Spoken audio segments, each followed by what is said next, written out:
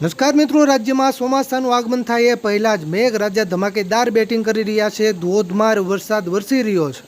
મિત્રો, હવે આગામી 12 કલાક સુધી હવામાન ખાતાની નવી આગાહી પ્રમાણે કયા વિસ્તારોમાં કડાકા ભડાકા સાથે ધોધમાર વરસાદ પડવાની શક્યતા વધારે છે તેની વાત કરવી છે. પણ તે પહેલાં આ વિડીયોને લાઈક કરવાનું ભૂલતા નહીં.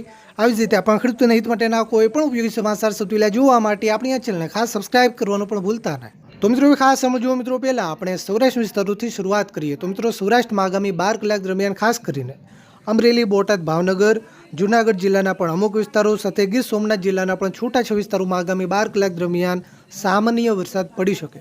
કોઈ એવા ટૂંકા વિસ્તારો હોય ત્યાં સામાન્યથી લઈને મધ્યમ સુધીનો વરસાદ, એકલ દોકલ ટૂંકા વિસ્તારોમાં ગાજવીજ સાથે મધ્યમ કરતાં પણ થોડો વધારે વરસાદ પડી શકે.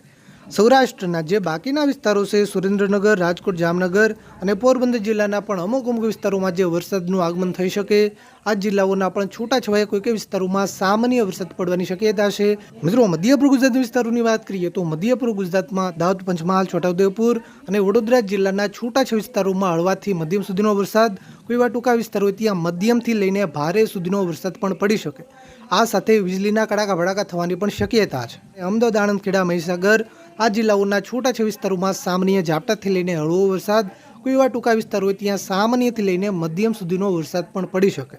મિત્રો, દક્ષિણ ગુજરાતના વિસ્તારોની વાત કરીએ તો દક્ષિણ ગુજરાતના પણ કેટલાક વિસ્તારોમાં આગામી 12 કલાક દરમિયાન ગાજવીજ સાથે મધ્યમથી ભારે વરસાદી માહોલ જામી શકે.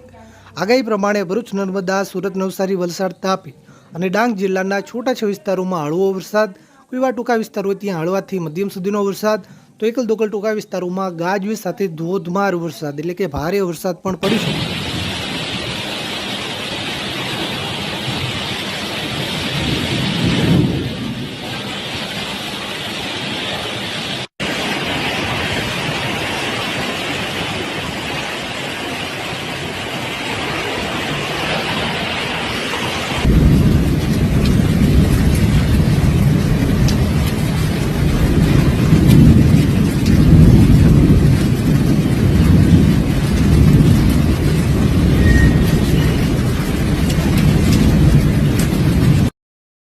તો તમારા વિસ્તારમાં કેવું વાતાવરણ છે, વરસાદ છે કે નહીં, તાપ છે કે તડકો છે, નીચે કોમેન્ટ કરવાનું ભૂલતા નહીં.